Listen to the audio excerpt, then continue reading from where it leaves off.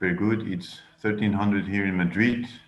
I would like to welcome all the participants to the second part of INVESTOUR, which is the 12th edition of INVESTOUR, which is virtual this year. So we'll be focusing on two great investment webinars. But first of all, let me just give a little bit some context about how the continent was affected, how the tourism sector in the continent was affected by the pandemic, and how we're trying to move forward when it comes to investment. So the economic activity globally has been affected heavily. Africa was in 2019 the second fastest growing region in the world, with 3.4% growth. And according to the IMF, right now, because of this pandemic, this growth is projected to be a negative 4.1%. So, but in 2021, the growth might jump back to a 5% increase. But this obviously supported by the effective implementation of COVID-19 response measures and global economic recovery. So what the pandemic has made clear, especially in the region, is that sustainable tourism requires that sustainable investments are at the center of new solutions, and not just of traditional investments that promote and underpin economic growth and productivity. It has also highlighted the importance of non-traditional investments that enhance innovation through the creation and diffusion of new solutions to decarbonize the sector. So to harness the advantages of investments, it is critical that governments promote policies as well as new investment vehicles to recover, retain, and attract foreign direct investments. So only this way can we really reimagine tourism and enhance the sector's positive impact on people and planet as we accelerate the achievement of SDGs. And together at UNIVITIO, we're really proud, to work closely with member states of the region, in the Africa region, to adapt the agenda for Africa, which is our blueprint at the organization.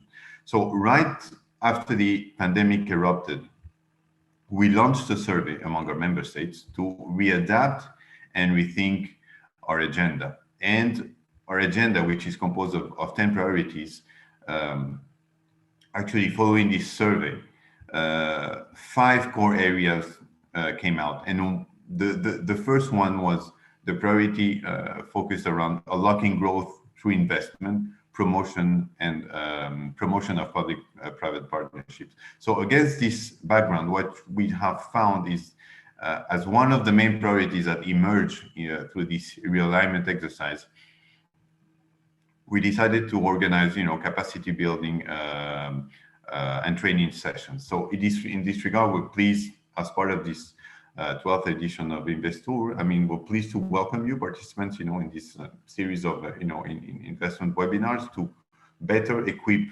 you to attract, promote, and mobilize investments in the tourism sector in the region. So these webinars will provide insights for understanding and enabling the conditions to strengthen the capacities of member states, but also at the public and at the private level, that want to take measures to safeguard and track and promote tourism investment projects during and after the pandemic for a faster economic recovery.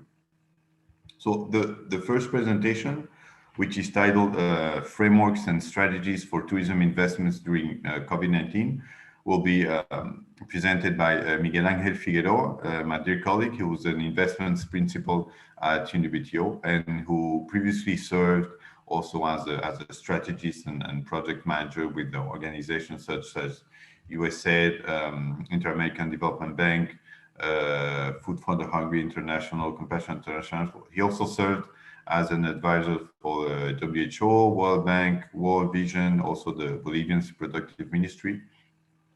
So he has really a strong track record as a generator of income that reaches a portfolio of more than $800 million. Has more than 10 years of experience in economic development as well, and entrepreneurial and in innovation ecosystems, working throughout three continents. He wrote three books in the area of investments. He holds several masters. I mean, he's a really complete professional. I'm extremely proud for him to have this presentation. And the second presentation that we'll have in this webinar, which is titled "Digital Platforms to Enable Tourism Investments During COVID-19," will be presented by Ms. Sarah Roussis, who's the head of global sales at FDI Intelligence at the Financial Times. So she's the FDI Intelligence is the largest foreign direct investment center of excellence worldwide, and especially service from the Financial Times. So she's responsible for managing the business development and account managers team revenue target and performance, as well as the overall business sales strategy. Within her team, she helps countries, regions, and cities around the world to promote their location as an investment destination, identify new investors, as well as building strong business cases through the use of FDI's intelligence, state-of-the-art business intelligence and marketing tools. And she also assists corporates and academic institutions in their market and industry research. And for the last 8 years, she's been helping to develop the FDI intelligence tools, and is an expert in using data to create an analysis regarding locations, competitiveness, marketing messages, and brand awareness. So with no further delay, I will let my two great colleagues move forward with their presentations. Just one thing I would like to mention in regards to interpretation. Interpretation is available, French, English, and Spanish. So you will have the option on the Zoom. So let me give you the floor, Miguel Angel, so you can move ahead with your presentation, which, again, I repeat the title: Frameworks and Strategies for Tourism Investments During COVID-19. Thank you, Jaime. Let me share my screen. Okay.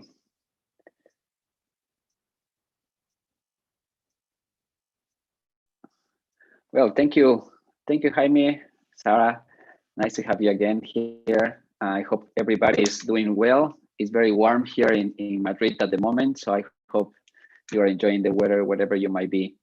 So really fast, this presentation have like three main components. Like the first is the impact of COVID in the tourism sector, how is affecting this pandemic, what are the trends and drivers that we are facing right now, as well as the challenge, and what is next, right? That's what everybody's asking. Just to give you a little bit of the data and the background from before the COVID-19, this is like a picture that actually represents and summarizes everything, right? In the busiest, one of the busiest days of the flying traffic on summer, for instance, 2019, we had almost 130,000 flights. It was super busy. And after the restrictions, which were almost 100% of flight restrictions, and the borders were closed, we had just like about 6,000 flights all over the world. And this is really, really critical, and we have come a long way from this situation, but still is very important to see. For one thing, one thing to say is like the tourism sector is, of course, a labor-intensive activity that represent so many industries within the sector. And as you can tell in this summary, it has been growing in the last 10 years in a constant rate of almost 4%. We have a massive amount of people traveling and mobilizing from one destination to another. It accounts for 1 out of 10 jobs are from the sector, and the impact is very important in the GDP globally, right? So as you can tell, there is so many the value chain of the tourism sector. Personally, I wasn't working before in the tourism sector, but once I started researching on this, I was amazed Like there are almost 12 value chains, sub-industries within the sector, and every coffee, every meal that is consumed in the tourism sector is an export for a country, right? And for every dollar that is spent overseas, another dollar is spent within the local community. So the impact of tourism is really powerful, especially in the SMEs, and that is one of our key priorities now at the UNWTO, to see how can we enable these strategies, how can we help the state members to move forward and to strengthen during this time. So this is kind of like the big picture, like how important was before the pandemic. And now the reality, we closed the year last year with almost, let me like put this down, with almost 75%, it drops 75% the international tourist arrivals. So you can tell Africa was 75% here. And globally was 74th, which was really unheard of. If we see this data from this year, with data from January, for instance, we drop almost 90% now. So the pandemic has been evolving during this time.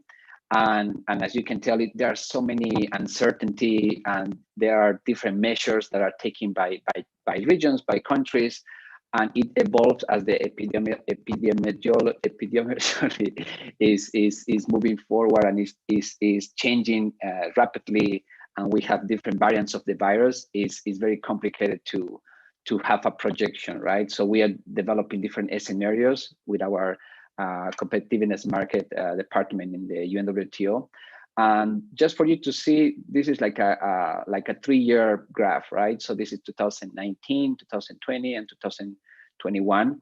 And you can see like we were here in average like 4% of growth of international tourist arrivals, and it dropped like really hard in the last 2 years. So this is just some figures.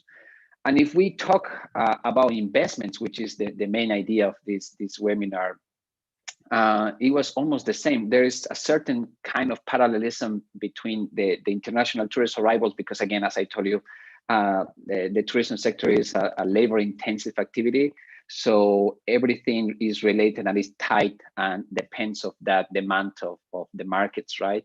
And this is our report that we are developing in collaboration with the Financial Times, that we are actually launching a new report the next June. And it shows, for instance, the announced projects in FDI Greenfield investments.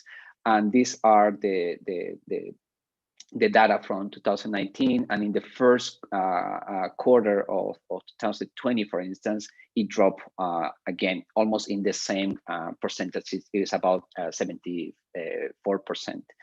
And another data that I want to show you here is that, as you can tell, Africa is plain, is blank, and of course there's a lot of things to be done. Of course, Africa, Latin America, with the exception of Mexico and the States. And as you can tell, this is a very hard picture for the developing countries to see, but also it's a good picture because it kind of shows that we need to promote investments in the big scheme of things, and that I will go in a second there. But of course, this graphic shows like the importance of the other countries that are strong in tourism and how investors are looking at those countries and where to invest. If we move forward towards the investment part, if we talk about foreign direct investments in the tourism sector, it has been growing in the last 3 years. And when I joined the UNWTO, we were projecting to continue growing in about 2%. But of course, the pandemic hit, and this is the data as well. Up to 2020, it closed almost in the same percentage of the drop of the international tourist arrival, which it shows, which is a proxy to the importance of the demand of the tourism. and of course there were like different investments that they were like stop or they were reprogrammed for next year. But this is kind of like really hard to see, especially if you are working in a Ministry of Economic Development and so forth and so on. This is the parallelism that I was telling you. And of course, this is not, we don't have enough data and sufficient evidence to validate that, right? But this is the first time that we are seeing these numbers, but it shows like how important is the demand for the tourism sector that is also affecting these greenfield investments in this time as well. So to sum up this impact of the pandemic, the impact is very complex. The tourism sector, as you might know, is one of the sectors that was hit the most in this time. And for me, the data that doesn't allow me to sleep in the evenings is this one, right? It's like 100 to 120 million people's jobs are at risk at this time, which is really hard because this could escalate in a financial crisis later on. And especially after this next semester, right? People are living in the provisions and the capital that they had in the savings of the business. And if we don't develop a strategy to enable and to strengthen and to rebound these investments and these strategies, it will be more complex down the road. And that is why we are developing with the investments department, with our team in the UNWTO, is a priority for our Secretary General to develop these new strategies and how can we work together in the countries with the private sector and the state members to do something about this.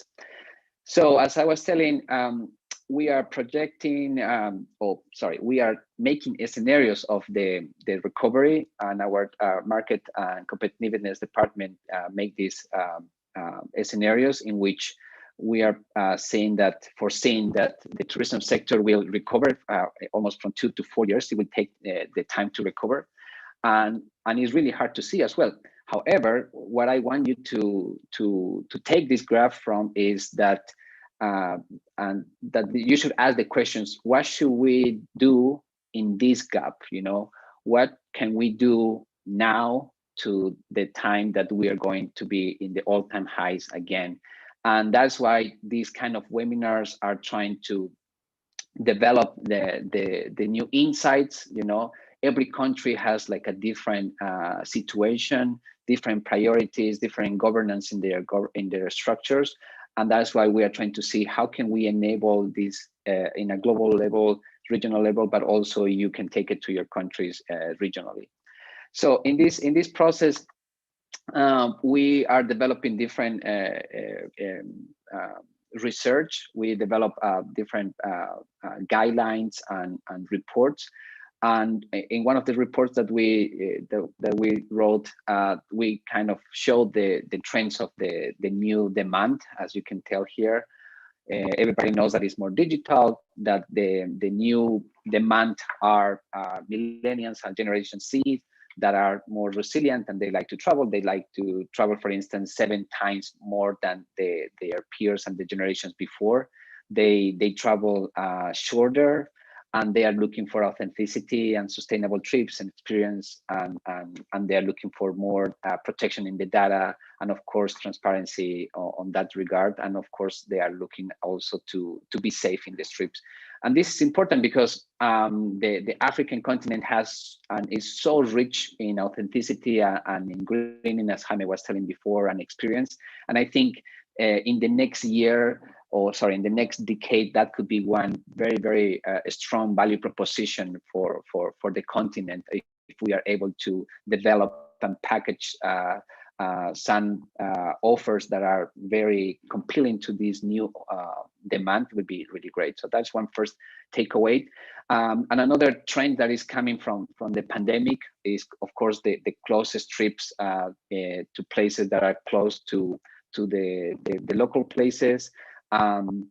There are bookings, last minute bookings. They are like short getaways. There are different demands in regards the safety and the health measures that we can offer in the packages, in the booking, in the flights. And of course, the pandemic also has accelerated the process towards digitalization and innovation as well. Just to give you some data here, this is kind of the big picture of the investments in the last in the travel tech sector for the last 2 years, and it kept constant. So that was also a surprise. One of the areas and industries that was growing and keeping constant was investment in the tech sector in general, not just in the travel tech, in general overall. And of course, it was a big fall here at the beginning of the pandemic, but it closed really strong in the terms of investment because, and if you disaggregate this data, you can tell there's a lot of investments in the travel tech sector, right? Just to give you an example, we are using Zoom as we speak, and Zoom reached market cap as big as all the hotels, sorry, as all the airlines, 50 biggest airlines combined, just for you to understand how big has been growing the tech sector in this time. And this is important because if we disaggregated this data, this is another report that we just launched yesterday at the UNWTO startup competition. If you disaggregate this data, it's interesting to see like how we are evolving from these traditional investments that they were focused on the booking platforms, the e-commerce, shopping, investments in events, for instance, food and beverage, real estate, property, and other industries that you can see. So there is a lot of potential in this sector and in these innovations that we can actually bring to the table. So that's another takeaway that I want you to take from this presentation. And of course, if we see the behavioral of the new demand, they are looking for more responsible travels, more sustainable trips, and that is why also it's a priority for the UNWTO to develop these green investments during this time to promote the resilience of the destinations, but as well of the investments that we are trying to support during this time. For that reason, we are developing different pilots. One of them is with the IFC that we are developing a project called Greenfield Investments for Hotel Revitalization.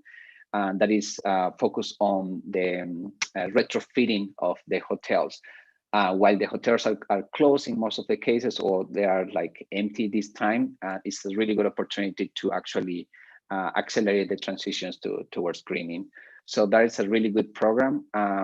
We are developing this in 7 countries as a pilot, and one of them is South Africa. And we are hoping to develop these initiatives down the road next semester in other countries that might have interest on this. So you can write Jaime or Sarah after this webinar if you are interested, or you can write me to see if your country has a strong organization related with hotels, so we can create a pipeline for IFC.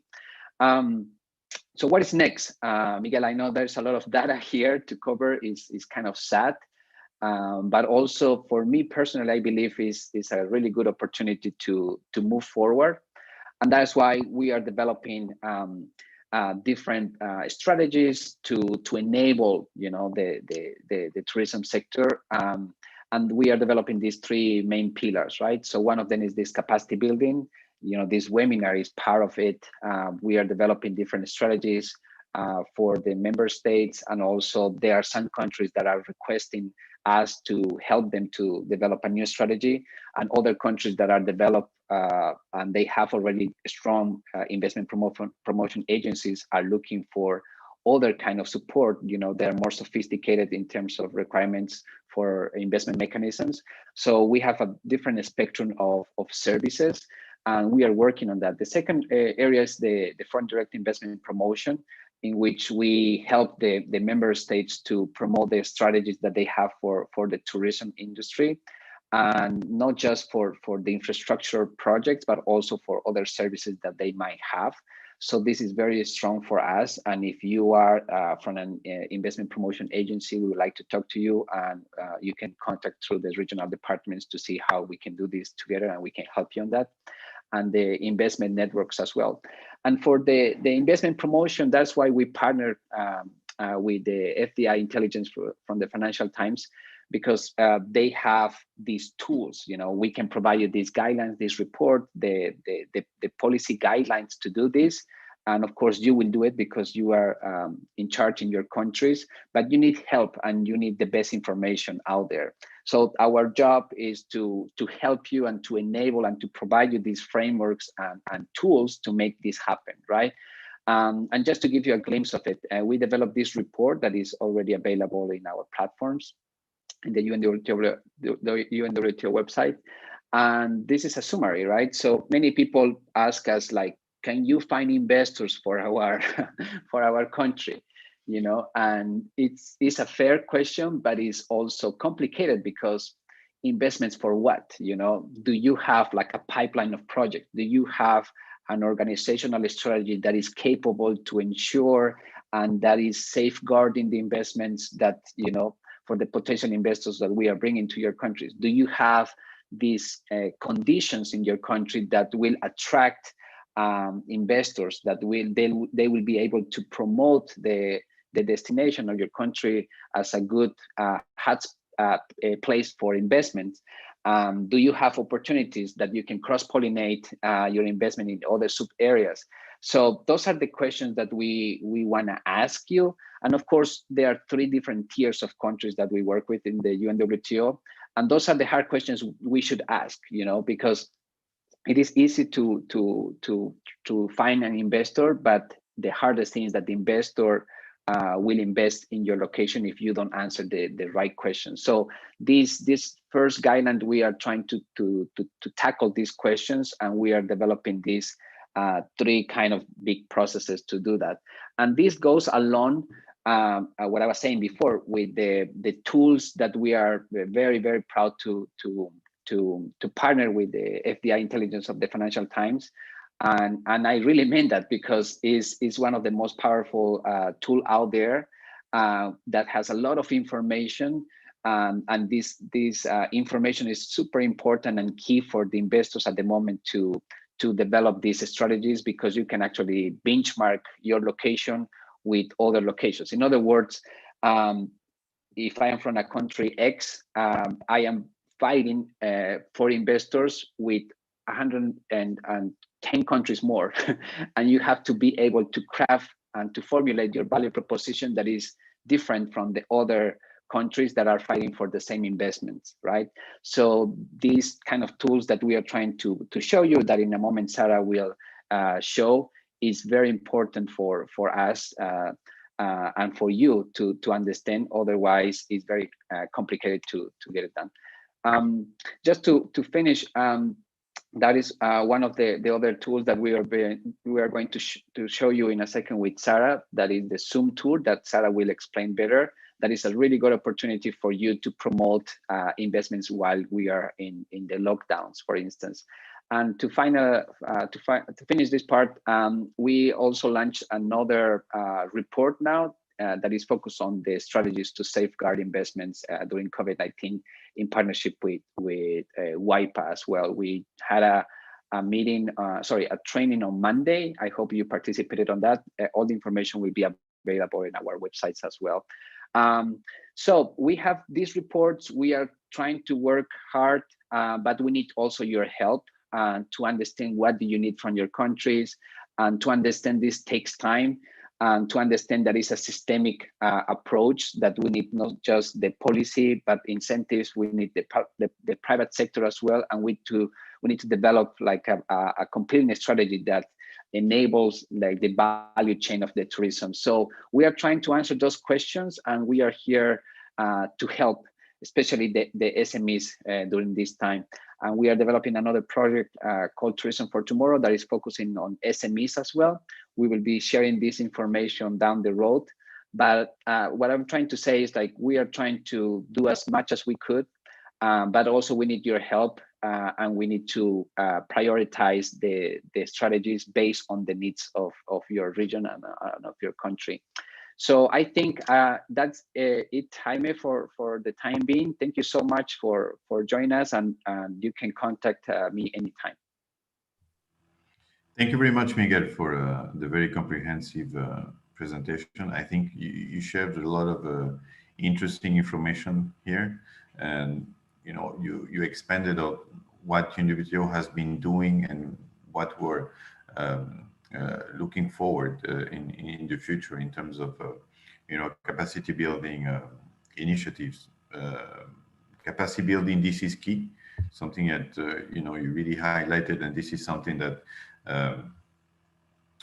we've been tasked to by our members, constantly, especially in the framework of the pandemic. FDI promotion, also this is important, and the investment networks that we're setting up. And you've raised also key questions, because sometimes members come to us and ask us, okay, we want more investments, we want more investors to come to our countries, but again, key questions needs to be highlighted. I mean, do you have, for example, a platform or an entity, let's say an investment bureau that has a strong pipelines of projects that are available for investors? What is the regulatory environment for businesses to emerge? Do you have an investment code? Do you have a tourism code? Do you have specific incentives for the tourism sector? What are the guarantees at the local level if you invest, that you can retrieve, or in case of a disaster or anything, that the guarantee is there for you to recoup the investment that you have to put. I think these are key questions, when it comes to also the enabling environment.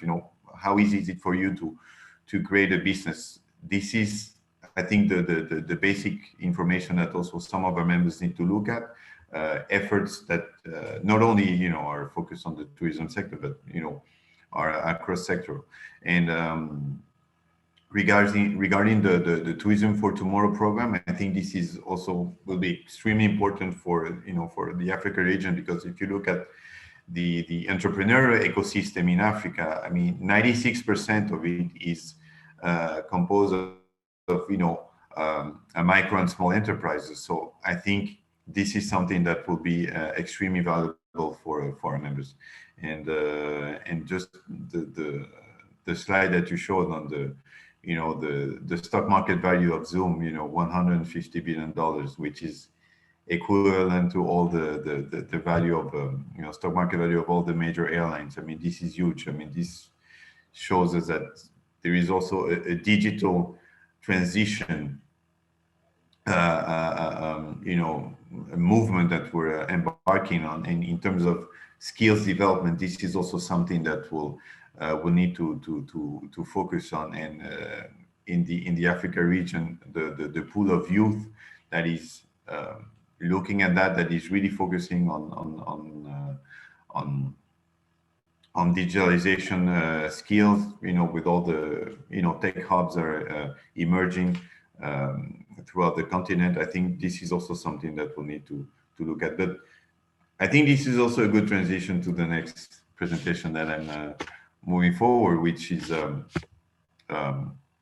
going to be conducted by Sarah, which is on she will focus on maybe what are the digital platforms out there, to enable tourism investments during COVID-19. And I will later just expand on that, and I think this will be also an extremely interesting presentation. So Sarah, with no further delay, I give you the floor. Thank you. Thank you, Jaime. Thank you very much. Let me share my screen with you all.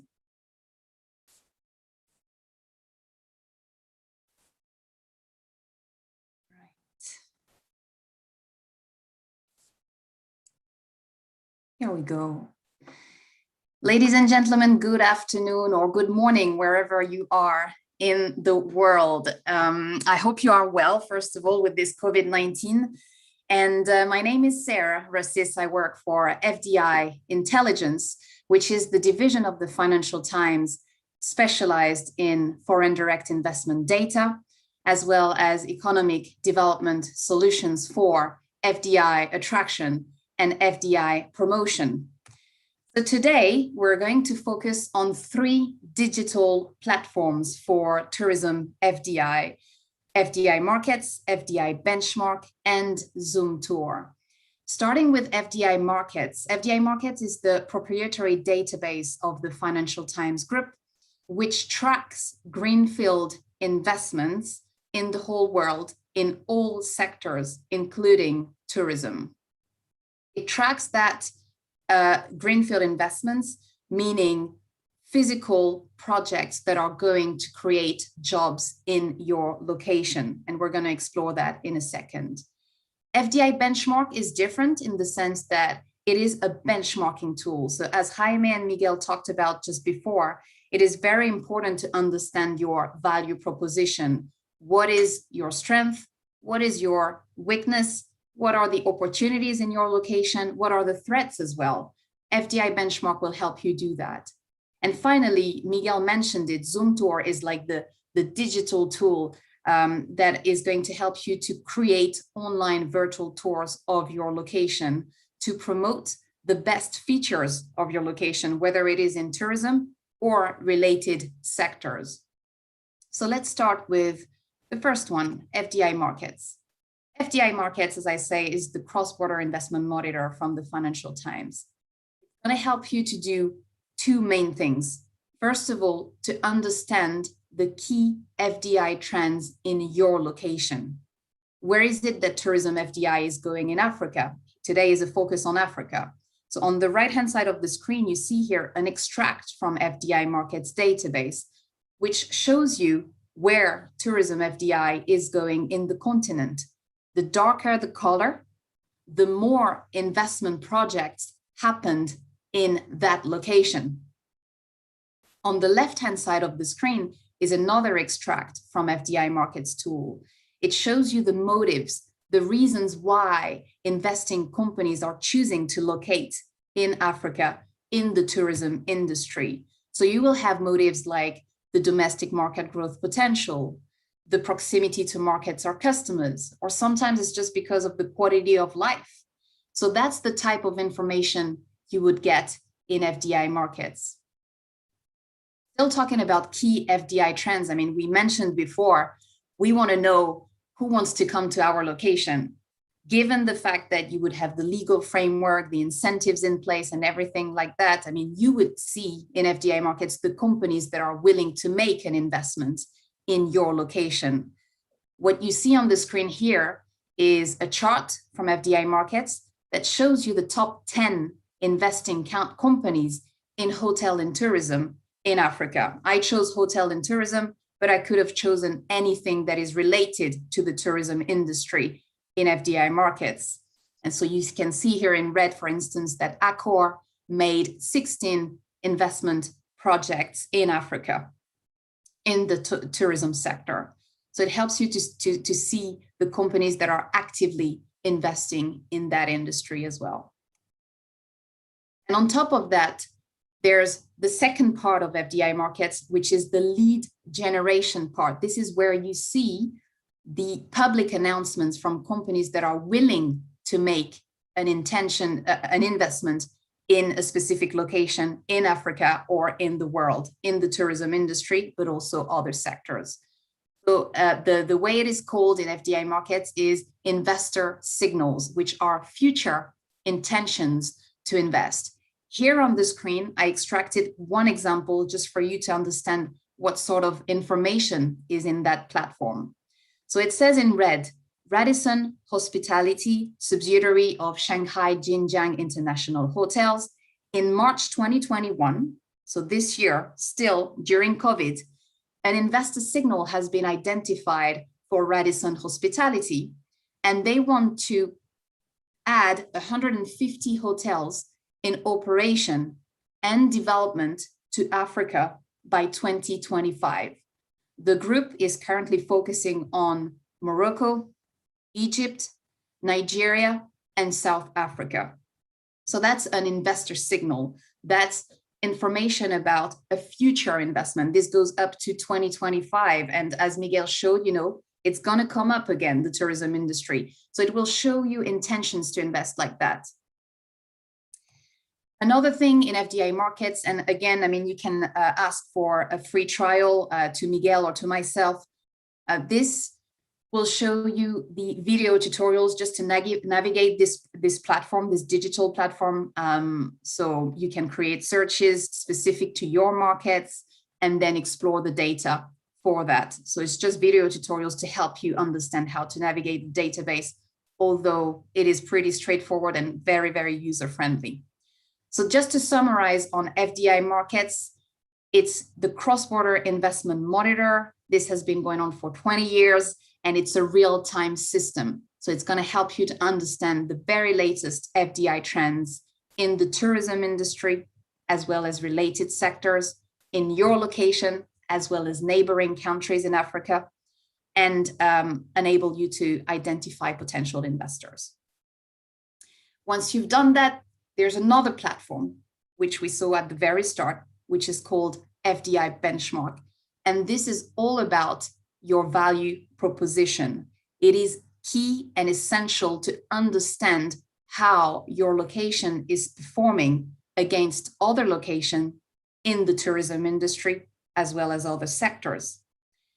Here on the screen is, again, an extract from Fdi Benchmark. Again, you can ask for a free trial to that platform. Hopefully your location will be in there. There's 900 locations in Fdi Benchmark, cities, regions, and countries.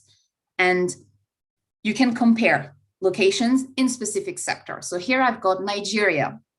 I've got a SWOT analysis of Nigeria compared to other locations in Africa in the tourism industry. So it gives me the criteria that site selectors, investing companies are looking at when choosing to locate somewhere, and they rank it. So here I can see that, for example, if we look at the strength on the left-hand side of the table here, we can see number 3 is the number of days required to register a firm. Nigeria ranks first compared to other locations in Africa for that particular criteria. That's something that it's very simple as a data point, but it's the sort of information you're going to get from Fdi Benchmark to understand where your strengths are, where your opportunities are. For example, here we see that the labor force is an opportunity in Nigeria. And then the weaknesses, where is it that you rank 4th compared to the other 3 locations I chose in that instance? Where are the threats and things like that? Also here, because we're talking about tourism, here I'm comparing South Africa, the Gambia, Nigeria, and Ghana in the tourism sector. And it's showing me this particular criteria, which is the industry cluster of tourism in those countries. So if we look, for example, at the orange color on the chart, which is the industry specialization, which means basically the number of companies that are investing, right, in the tourism industry, we see that South Africa has basically the industry specialization is bigger in South Africa than in the rest of the 3 countries. If we look at the track record in red, we see that it's bigger in South Africa, in Nigeria, less in the Gambia, and basically there's nothing happening in Ghana here. So it helps you to understand a bit more this kind of data points as well.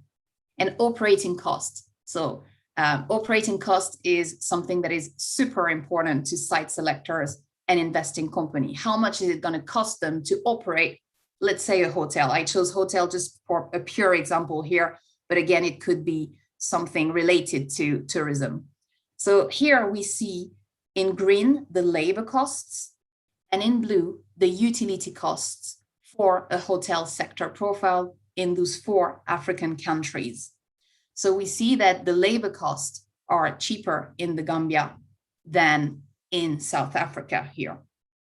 For utility cost, it would be cheaper to operate a hotel in Ghana than in terms of utility than in the other 3 countries. There's also information about the Attractiveness Index here. It's just some extracts again from Fdi Benchmark, but again, that's a location's competitiveness assessment tool. So there's plenty more. This screenshot shows you the Attractiveness Index, which measures the attractiveness of locations based on their overall performance on cost and quality. So you've got the cost in red and the quality in green. And on the right-hand side, you've got a slider where you can adjust if, let's say, you have a client saying, oh, but for me, the quality is much more important than the cost. I mean, I have money. So then you can adjust that and see how your location performs too compared to the others. So that's pretty much Fdi Benchmark. It assesses, it helps you to build your messaging, to build your value proposition. And finally, the third tool is Zoom Tour. So Zoom Tour is your online virtual tour. It's going to help you to showcase the best features of your location 24 hours a day, 7 days a week, because it's online. It's a simple URL. And just imagine Zoom Tour as an empty box that we provide you with. It's the software. And then in this empty box, you can put all the marketing collateral that exists for your location. Images, pictures, videos, custom data, Google Street View, map views, drones views, everything that's available. And we work with investment promotion agencies, ministers of tourism from around the world. We know that there's a lot of content available that is not really used in an efficient manner, if you like. You can put everything in Zoom Tour. And in this virtual tour software, you can pretty much promote anything that you want to promote. So first of all, tourism, pure tourism, art, tourism attractions, leisure parks, and stuff like that. Zoom Tour can be used for that. But as you see on the right-hand side of the screen, Zoom Tour can also be used for very specific things. For example, film locations. I'll show you an example right after for a city in Canada that chose to build a Zoom Tour just to showcase their film locations where the movies were being shot. On the left-hand side, you've got new developments. Do you have new real estate construction, industrial parks, free zones to promote? Any other real estate projects that you would like to promote, you could put that in your Zoom Tour. And your community value proposition. I mean, we saw that with Fdi Benchmark. Once you know what your key messages are, what your incentives are, you can put that in your Zoom Tour and just put that on the web so that all the site selectors and investors can see that.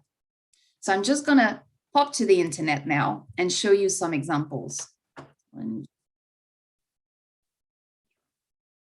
Just to explain to you how Zoom Tour is kind of integrated in your website.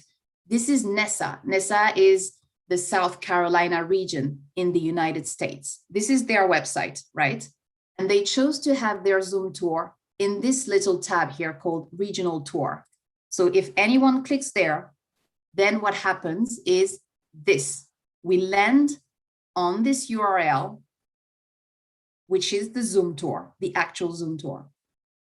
So what is it showing us? We have NESA region, South Carolina in the States, and then this is the border here.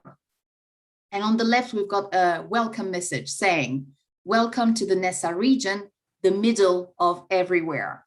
We are pleased to give you a brief tour of the NESA region, South Carolina Business Corner. Take the tour by clicking the arrows below or explore the region on your own by navigating the map, and you click on any stops that you want. You can create as many stops as you want. So let's say here I want to know the first stop. What is it that South Carolina wants to showcase? So here I have a 360 degrees view of the center of commerce on the East Coast. And what it shows here is exactly what's on site. So I can really imagine myself there. This is what it looks like, right? I can add anything, pictures of that, but also data related to that center of commerce here. They decided to have data about their population here, the age distribution, the educational level. But again, if I go to number 7 about their workforce, it's going to showcase the South Carolina region workforce. So here it says on the left, workforce training unlike any other. NESA has the best people around, and thanks to our education and training powerhouses, they have the knowledge and skills manufacturing employers need. Then they decided to have those pictures here. I mean, they showcase the manufacturing capacity there.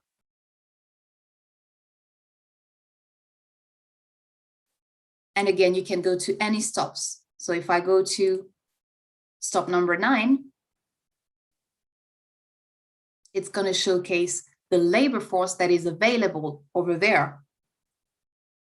So here we've got total establishments, total companies by size, from 1 to 4 employees, from 5 to 9 employees, etc. And if I click on any of these, the map on the right-hand side will show me a heat map showing me where those establishments between 10 and 19 employees are. So it really helps investors and site selectors to understand what's there. And that's really super important. If I click here on, this is total businesses by establishment type, I would probably have, let me just untick that, something about travel services, 20 in total. And I click on it and the heat map will show me where they are. So that's one example for one location in the world. You can do that at country level, you can do that at regional level and city level. The film location that I talked about before is for a city not far from Vancouver in Canada. They have a Zoom tour and they called it the Walk of Fame self-guided tour. It's just film locations. That's what they wanted to showcase, their creative industry. And that could be also linked to tourism, actually 100% linked to the tourism industry. If I click on the first stop, I land on that view, which is Montrose Avenue, where all of those productions were filmed in the past. So you've got all the titles here, My Best Friend Bouquet and all of that. And if I click on that, I have all of the extracts from this actually film here. So I can have a look at that. And all of that is shareable on Facebook, LinkedIn, Twitter at the click of a button. Another example is for Yuma Economic Development Corporation, which is between Arizona and Mexico. They have a Zoom tour just to promote their local businesses, so which are actually multinationals. But here you can see this is called Sarah Farms Milk and Juice Distributor. That's what they want to promote. So this company is a family-owned farm based in El Paso. Their first processing plant opened in Yuma in 1994. So they give the history of that. And again, you can go to any of the stops here and you will see the local businesses that are there and how they look like. Another example is this one for Ohio in the States. So this one is showing you here sites and building tours. So it's also to showcase the space that you have available. If it was some land or if it was an industrial park that you wanted to showcase or just office space, you could put that in Zoom tour. So here, I mean, you can see, and that's the reality. I mean, the carpet is not like, it's not that great here, but it's the reality of things. And that's what site selectors want to see. They're not traveling that much at the moment. And so, okay, this warehouse is available for expansion or a relocation project. And it helps me to make my decision to go there. Obviously, we cannot replace, you know, being on site, and this will still happen. And international travel is re-happening again right now. But while people are not traveling that much, it is very important to give access to data and information. So that's the space available. That's also showcasing that here in Ohio, in the States, they've got mobile workforce units. So I was not aware of that before. And here you can see that if you want to just make a call, I mean, there's a unit here, and you can just go here as a mobile worker and make your calls if you want to. It's just like a truck where you can have your workforce working there. There's also here research parks. So again, industrial parks, free zones where you've got lots of incentives and things like that. You could actually promote that here. And to finish on Zoom tour, pure tourism. This is a tour of Bilbao in Spain. You could actually put your tourism locations here. And then, I mean, this is the Plaza Nueva, and then a little film that showcases exactly how it looks like and things like that. And you can add data, Google Street Views, Wikipedia page, anything that you want to add to that. So those are examples. There's like hundreds of examples for Zoom Tour. And it's a self-service system. So it's so simple the way it works. I'll show you the back end of that. If I go back to this presentation here, this is what it looks like in the back end. So what you see as a user when you build your Zoom tour. As I said before, it's like an empty box with very clear guidelines. So general, street view, custom tour, gallery, data, which is quite self-explanatory. You just follow the steps. So in gallery, for example, you would put images of, let's say, a land that is available to build a hotel, or a video of that particular land, or the dimensions and the size of the land that is available. You click save, and once you click on save, you land on the ones, I mean, on basically your Zoom tour, which is ready. So the beauty of that kind of digital tool is that you can edit, adapt whenever you want. It's like an Instagram page, but like for professional tourism industry. So that's pretty much it. I think, I mean, we're nearing the 2 o'clock here, 1 o'clock in the UK, sorry. So any question, please let me know, and please get in touch to get your free trials or free demos of those tools. Thank you very much. Thank you very much, Sarah. I think this was an extremely interesting presentation. I mean, the 3 tools that you've presented, to be honest, I mean, I believe they're of high interest for our members. I mean, first of all, you know, Fdi Markets, I believe this is the most maybe comprehensive, you know, online database of cross-border greenfield investments available, you know, worldwide. I mean, the amount of countries and sectors that you cover, and I think, you know, for the tourism sector, this is key, especially in the current context. I mean, you can access real-time monitoring of investment projects, capital investment, but also job creation, and the fact that you can track and profile companies, you know, investing overseas, and conduct, you know, in-depth analyses based on the different variables, and look at the different trends. I think this is extremely interesting. When it comes to Fdi Benchmark, what I really like about this is just on, you know, the competitiveness aspect of the destinations. The Attractiveness Index. This is great. I think this allows you, I mean, that tool, I mean, the possibility that it gives you to analyze all areas, I mean, relating to FDIs, all these locations around the world. I mean, you can customize value propositions, and this, I think, can allow a lot of our members, you know, a benchmarking capability beyond any similar service in the market. And last but not least, Zomtor, which I didn't know, to be honest.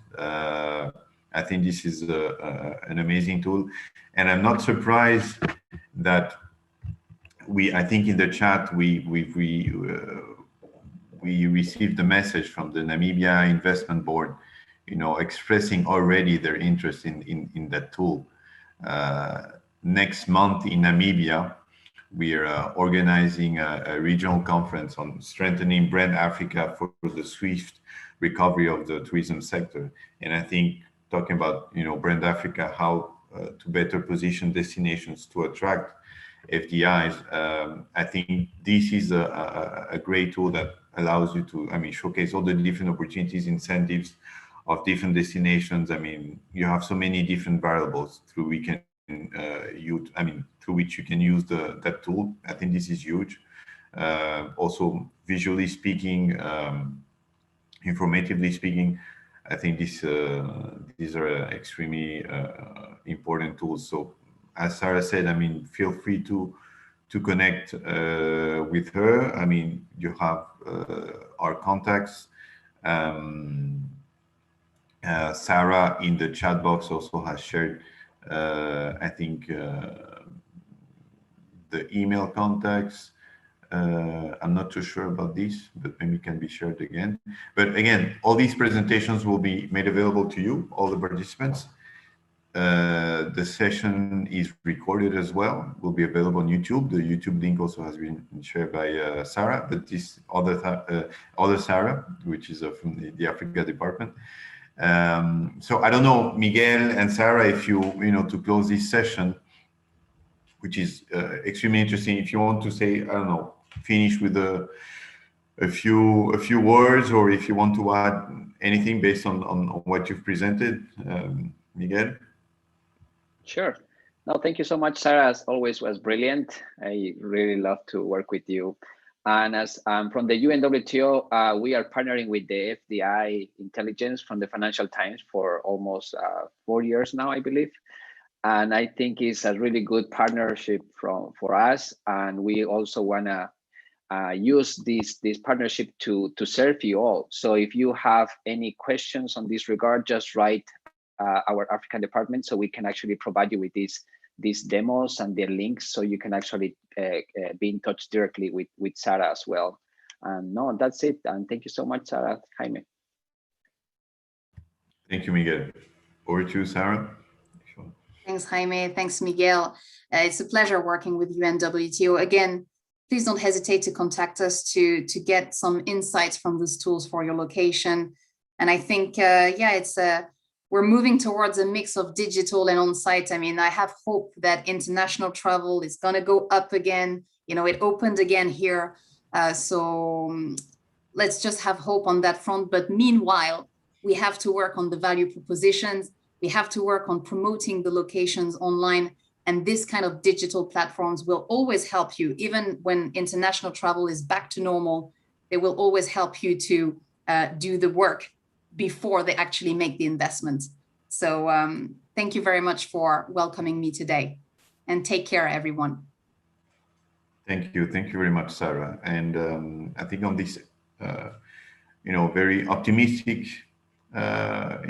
words, we'll be closing this session. We'll be closing this 12th edition of INVESTOUR, which is virtual this time, and hopefully moving forward in Cape Verde, in the framework of a regional commission, we're organizing from the 2 to 4th of September of this year, the second edition of the UNWTO Global Tourism Investment in Africa. So we're also inviting you to attend this extremely important meeting that will be focusing on investment. And we're really looking forward to support all our members, both from the public and private sector, in the recovery of the sector, in restarting tourism in our region. And I'm also extremely optimistic about, the prospects in the future. So thank you again, dear participants. Thank you to all the team behind, to the interpreters also that have been with us since this morning. Thank you from the team, Sarah, as well, and all the colleagues. Well, Miguel and Sarah also, who've been, with us for these two very interesting webinars. And wishing you all, great afternoon, great morning, or whatever you are. So, thank you very much, and Tijana as well, who's it's been the mastermind behind the organization of this event, logistically wise and technically wise. So thank you very much.